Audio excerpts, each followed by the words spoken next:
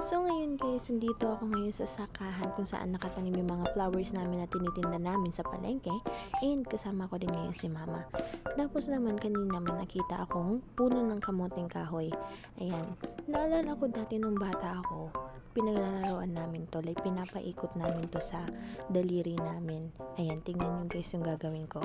Nakakuha na ako dyan, tapos pinutol ko yung sobrang dahon, like yung dulo ng dahon.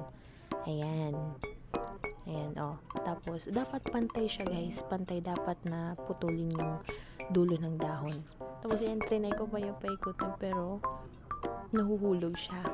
Pero, kapag tumatagal naman, dapat bilisan lang yung pagpaikot para mas tumagal yung ikot niya sa daliri mo. Tingnan nyo. Maraming beses akong nag-try niyan, guys, kasi nga nahuhulog talaga siya.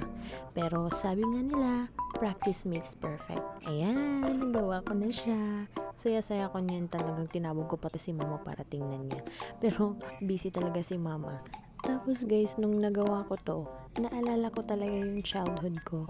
Parang biglang na-heal yung inner child ko kasi parang ilang years na rin, ngayon lang talaga ako nakapaglaro nito ulit.